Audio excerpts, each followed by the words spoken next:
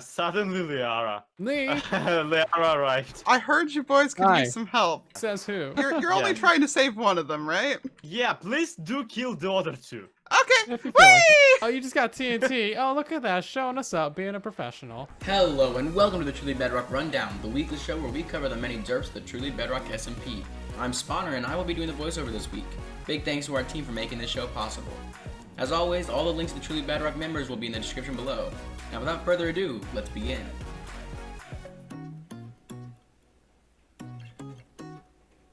Starting with Dan, who is fresh off from the first Truly Bedrock Season 2 stream weekend. He shows off the bearded banner before heading off to his base area in the jungle. Seems the jungle is no place for this hyena. He dives down from a tree and can't quite stick the landing. He goes splat on the floor, racking up his 6th death. Whoops. Not letting that keep him grounded for long, he flies to the shopping district and begins to build his temple-themed shop on an island just off the shopping district and connects it to the mainland with an awesome-looking rope bridge. After finding a better solution to the chicken on a lead tactic, using boats, he ensures his rope ladders stay anchored and won't despawn, finishing up his shop and his second week on Truly Bedrock. I gets rid of those chicken sounds. Next up is Foxy No-Tail, who after admiring Prowl's bone app, the teeth shop, Bone app the teeth. Right, okay. gives his sugarcane farm a proper test run. It's not going to break because I didn't put a piston in it. Nope. Well, this has become ridiculously convoluted and overcomplicated, but it just might work, you never know. After throwing all of the needed materials to Slack and then getting teased for spending money to make money, Foxy is reluctant to share his building tips with Slack, but eventually opens up. Foxy then tries his luck and is surprisingly successful, managing to get Fortune 3 on his first try. He must have used all of his lucky rabbit foot though, as it takes him quite a while to get the perfect axe. To cheer himself up, Foxy uses his newfound fortune and builds a tower to build height, completely out of coal and redstone ore. Karma isn't quite yet on his side however, as on the way home from a wood expedition, he unsuccessfully tries to kill an iron golem to get an iron golem head. Whoa, maybe not. Maybe not, jeez. He doomed a village all for nothing. Fox and Slack then head over to the shopping district to make their own shops. After much resource gathering, Foxy realizes the shops are taking longer than expected, but he is in the end game now.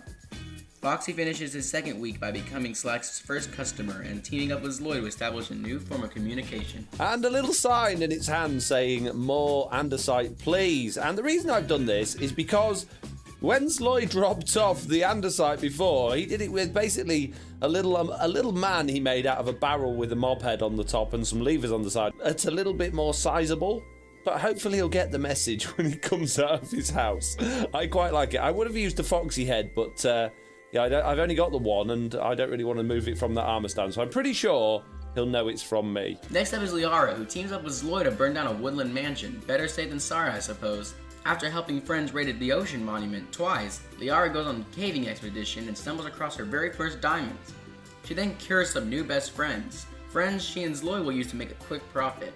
Being a villager doesn't make for a good social life, that's for sure. After breaking a few OSHA regulations, Lai comes across a double zombie and cave spider spawner, which will help steady the stream of profits.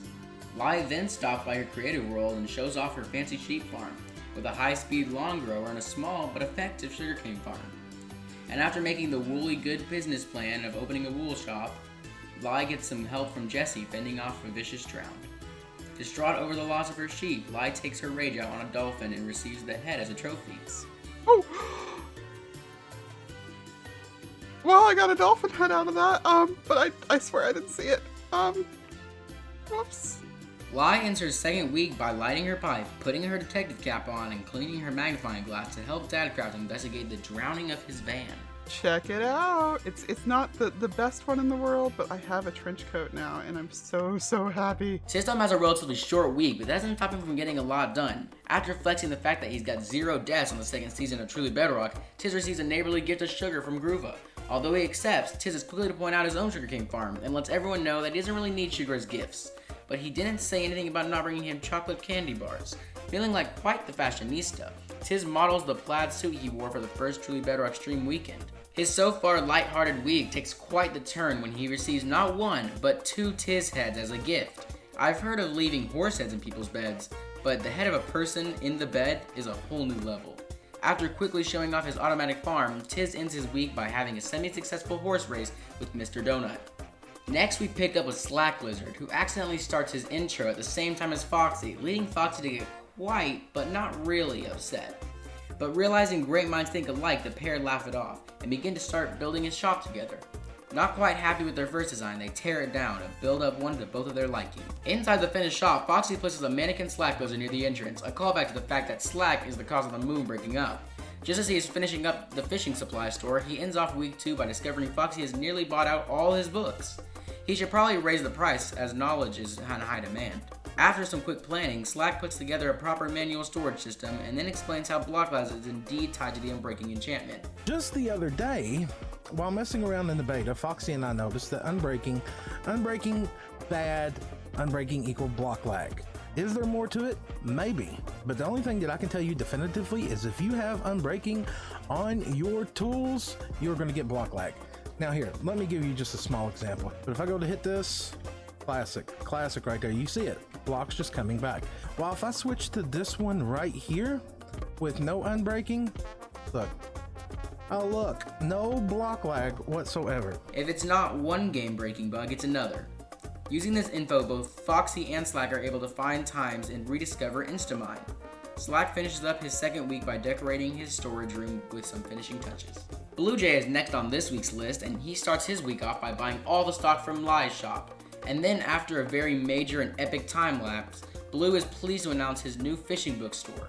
And after remembering they had a deal with Zloy, PB&K nominate Killa to be the spokesperson for the group, only for him to run away without talking to Zloy. And as old saying goes, stream days mean prank days. Bluejay certainly lives up to this saying, parking both Prowl and Jesse. Blue finishes off his week by finishing up his shop's interior and adding a redstone light system. And look at this. Oh, with all the lights popping on, it's just so cool. Zloy, do you have an enchanting setup? Yes? But do you have any experience for it? No. Well, great. Well, you got this furnace smelting here. You just smelt down this for like another 500 hours, and then you'll have enough experience. Do you want to do that? Can we like maybe faster? You want to build a guardian farm? Wait, already? Yes. Silent, being the absolute insane rusher he is, gets himself a guardian farm on his second episode. But first he has to drag Zloy into a raid that neither of them were really prepared for. That was also, by the way, our second raid. There's been 2 raids already. There's gonna be so many more, I can assure you. With the help of Liara, the duo eventually capture one of the Elder Guardians. I hope they helped across the street. Lai was only able to bring enough portions for the trio to have 2 each, so they had to be very sparingly when they would drink milk. After many tears and frustration, they barely get the first half done. Luckily, Lai swoops in with snacks. Both Zloy and Silent agreed something seemed off with the farm, and sure enough, they ended up killing the entire server on episode 2. Get out of here right now, Zloy. Oh, wait, what? Yep, we're leaving. Already? We're leaving. Get in a boat. Come on, we need to go. Go, go, go. Okay, cool. Yep. This thing's... I don't see any of them spawning and like Yeah. getting sucked in. Is that okay? That's kind of how it works. They get teleported immediately as soon as they spawn. They literally spawn inside of another portal. Oh, Yes. well that's disturbing. Needing to channel their chaotic rage, they deliver a special shipment of fresh sushi to Killadrone's base. And after receiving his first death, Silent ends off his second week with an utterly terrible pun. The rest of the shore, by the way, will also probably get mining fatigue, so we'll have to like calculate it because We'll have guardians have like 50 blocks radius. We'll have to the mining calculate fatigue. it. What? We'll have to calculate it. Yeah, because we're gonna put a lot of cows everywhere Yes. else, so we can easily get mining fatigue away.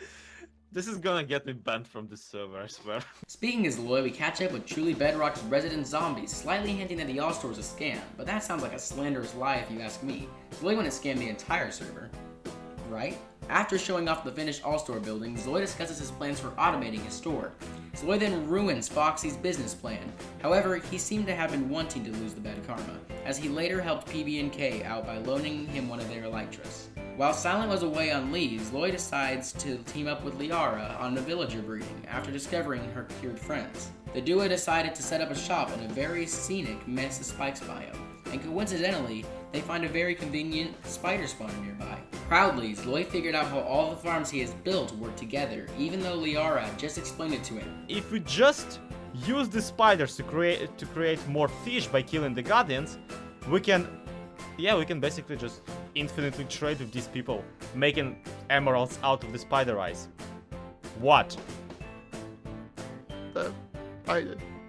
That's the whole point. Zloy then wraps up his second week by bargaining with Mr. Prowl. Next up is Zap, who has to catch up his viewers on the 5 deaths he had in lava, as well as the deliberate invoid death code. Zap then decides he doesn't like the top of his nether chunk base and asks the comment section what they'd like him to build. Zap ends off his second week by showing off a very simple but interesting lighting trick. It looked like a little shelf, but it's light. For whatever reason, the fire doesn't render for me, and this could be really cool, but that will be a project for another time. Right now, I just want to get the outer facade done of this base. Now we know Zap's part was a little shorter this week, but that's because we accidentally covered one of his week 2 episodes in week 1, so we didn't want to repeat content. Be sure to check out Zap's channel, link in the description, along with all the Truly Bedrock members. Dadcraft has a pretty fishy start to his second week, as he is getting a pretty good fishing rod. He gets into the hobby of fishing, mostly so he can get ingredients for his other hobbies like potion making. He then takes down the hamster wheel crane once the RV finishes draining. A forensic tent is then placed around the recreational vehicle for further investigation. After designing and explaining the mechanics behind his potion brewing machine, Dadcraft asks investigator Lai to do a forensic analysis of the recovered RV. While the investigation carries on, Dadcraft compares the size of his tower versus Killa's tower. Turns out Killa's is 30 blocks taller than his own CCE tower. Using fresh vines purchased from Dan, KC builds his own potion shop and finishes off just in time to hear a debriefing on the ongoing investigation. I found something. I'm holding it very carefully with the tweezers here, so. Oh, okay. I gotta admit, you know how, because it's just a hair, and you know how like sometimes you're like, hey waiter, there's a hair in my food, but then you're like, oh wait, this might just be mine, might not be anybody else. So like, I'll fully admit, I don't even know, but hopefully it's actually something and it'll help. Beardy the Kid, also known as Mr. Beardstone, begins to discuss the build plans he has for the first few weeks of Season 2. Feeling like a mythbuster, he confronts Killa about if he really has a pufferfish brain, which Killa neither confirms or denies. Still staying wary of the pufferfish brain issue, Mr. B and Killa decide to go into a horse wrangling business together and finish the first building of their ranch, a horse stable. After a quick update on his one chunk base, Mr. B goes on an in-raiding run with Jesse, DB, and Zap. And then after opening up about how death prone he is, Mr. B tries and almost succeeds at saving Jesse from a silverfish. And then finally, after 2 deaths, the group divides up their treasures. The start to his 5th episode was quite eventful, as when he logged on, he was shot up into a bubble column for lagging out the server. Oops. I may have done a bad thing. We now have an off switch. We'll be making use of that in future. Being a first learner, Mr. B promptly adds an on and off lever to keep it from crashing the server again. Mr. Beardstone finishes off his second week by stocking his shop and making some decorative cocktails. Rogue has quite the eventful week, which he starts off by going into an extensive in-raid, getting some of those sweet elytra wings. Feeling like going somewhere in life, Rogue begins to expand and decorate on the pathway between DB's place of residence and BJ's place. During the road work, Rogue receives a call from Prowl asking Rogue to help him work on some redstone to surprise Loy with. Rogue agrees, and the duo begins work right away. After many minutes of work, they complete the redstone contraption, which is a hopping success. This week, BJ teams up with Mr. Rogue Fox to design and test the killer mechanisms for the multi-spawner farm. But first, they agree to split the produce. Rogue then decides to purchase an automatic redstone killer kit from BJ, only to have to himself install it. BJ ends off his second week by discussing with his comment section about the possible build palettes for his base. Throwing on his cowboy hat and spurs, Killa rides off to the future side of Mr. Beardstone and Killa ranch. The name is still to be determined though, and these 2 buckaroos begin to toss around as many build pallets as they can. After settling down on a very western design, Killa starts up the time-lapse camera, and then gives an eagle-eye view of his finished horse stables. After quickly running through some port building ideas, Killa settles on a port bar build, a place for sailors and land workers alike to gather and share legends of old. After showing off the decoration job he did off camera, Killa finishes his second week by showing a prank he, along with his stream chat, pulled off on Mr. Zloy XP. It was supposed to be a unicorn, but it turned out to be part pig, part unicorn. It's a pigacorn on the top of his building. Just a nice little prank for Zloy. Jesse B starts off her second week by accidentally starting the silverfish infestation of doom, although nobody has died as a result. Hardly missing a beat, Jesse hops into the inn to go and raid with Mr. Beardstone, Zap, and DB. Getting extremely lucky, Jesse discovers immediately an in-city right after leaving one. Wish I had that kind of luck while in raiding. Don't die. Where are you? Enderman. An Enderman's just teleported right in front of me inside one of the buildings. End ship. She is then slain by an Enderman off-screen, although, as the saying goes, an off-screen death never happened. Recovering quietly, thanks to some end gear, Jessie proudly shows off her redstone craftsmanship. And after going on the record saying that Blue's prank and her wasn't staying rooted, Jessie ends her week 2 by time-lapsing her replacing the mushroom island with some bright green grass, although I'm pretty sure there is a command for that. After much grinding and prospecting in the mines, Prowl swings by his shops to gather all of his sweet, sweet profits. After sending out a message saying he needs some vines, he gets a speedy delivery from Bluejay. How very thoughtful of him. After a quick investigation of some server lag, Prowl discovers that he isn't the only one who lags out the Truly Bedrock server, as Mr. Beardstone has gone AFK for just a little too long at his drowned farm. Hashtag blame Beardstone. Does have a nice ring to it. After the aforementioned redstone elytra delivery, Prowl receives a message from Killa saying he shouldn't log on without recording. That can never be a good sign. This is odd. Bluejay seems to have dropped something onto Prowl's tower? Prowl finishes his second week off by time-lapsing himself building some small but useful nano farms. Groovy Guy starts off his week by vowing to learn the new village and pillage mechanics, as he really hasn't had the chance to mess with them. He better hurry before 1.16 introduces even more new mechanics to play with. And then after spoiling his villager prison, guest, with a safe place to sleep, Groovy begins to work on some very basic farms. Groovy then discovers a near-surface skeleton spawner off camera, which should be a valuable beginning game asset. And after being peer pressured into attempting to break obsidian with the wooden pick, Groovy plans out a hopper minecart system to add to his pumpkin melon farm. Groovy closes out his second week of Truly Bedrock by adding some finishing touches to his farm. And last but not least, we have DB, who was a member of previously mentioned in-raiding squad. But before they get any reading done, they have to learn to exit out of trapdoors. And unlike Final Destination, DB manages to cheat death and survive. Hurrah!